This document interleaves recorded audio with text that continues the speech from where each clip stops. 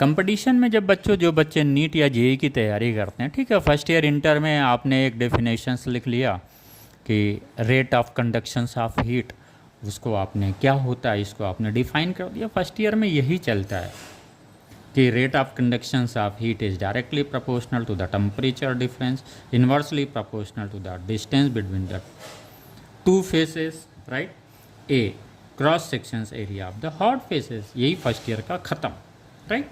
लेकिन जब आप कंपटीशंस की तैयारी करते हैं, फिर अपने नॉलेज को आप एक्सटेंशन करते हैं। फॉर एग्ज़ाम्पल, आपको ये पता है कि जो हीट ट्रांसफर्स होता है वो 3 तरीक़े का होता है। एक होता है कंडक्शंस के द्वारा होता है, एक कन्वेक्शंस के द्वारा होता है, और तीसरा क्या है, रेडिएशंस के द्वारा होता है। यहाँ पे हम कंडक्शन पढ़ रहे हैं, और जब हम कंडक्शंस पढ़ते हैं तो एक चीज़ ज़रूर ध्यान में रहता है, ये कंडक्शंस हम सॉलिड में पढ़ते हैं, लिक्विड और गैस में हम कंडक्शंस, ये कंडक्शंस नहीं अप्लीकेबल होगा। क्लियर हुआ दिमाग में? लेकिन वो कंडक्शंस जब हम सॉलिड में स्टडी करते हैं तो कंडीशंस होता है कि ये जो सपोज ये कोई मेटल रॉड है, ले लिया, सॉलिड है मेटल रॉड, अब उसका कंडीशंस क्या है, ये मेटल रॉड स्टडी स्टेट में होना चाहिए।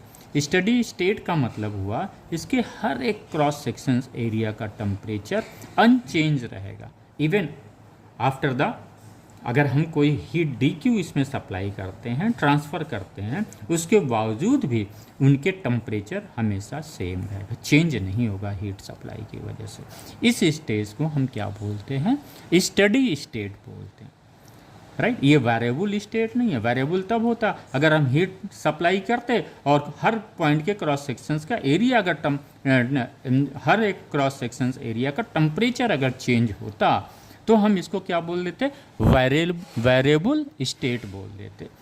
यानी टेम्परेचर अनचेंज है हर एक पॉइंट के क्रॉस सेक्शंस एरिया का, इसलिए इस स्टेट को हम क्या बोलते हैं, स्टडी स्टेट बोलते हैं। तो जब भी हम rate of conductions of heat की बात करेंगे किसी मेटल में, तो ये क्या होगा, स्टडी स्टेट में होगा। अरे आइए, अब जो इम्पोर्टेंट चीज़ है ये के क्या है, कांस्टेंट है, इसे हम बोलते हैं कोफिशिएंट ऑफ थर्मल कंडक्टिविटी। अब आइए, जब आप नीट और जेईई में जाते हैं तो आपको ये ज़रूर नॉलेज होना चाहिए ये के किस पे डिपेंड करता है। तो ये के ना क्रॉस सेक्शन एरिया ए पे डिपेंड करता है, और ये क्रॉस सेक्शन एरिया किस साइड का हम लेते हैं, हॉट साइड का लेते हैं, ना कि कोल्ड साइड का होता है, राइट। ये हॉट साइड का होता है, ना dt पे डिपेंड करता, ना dx पे डिपेंड करता, इवन जो मटेरियल का जो रॉड होता है उसके डायमेंशंस पे डिपेंड नहीं करता, इवन उसके मास पे डिपेंड नहीं करता। डिपेंड किस पे करता, नेचर ऑफ द मटेरियल पे करता है।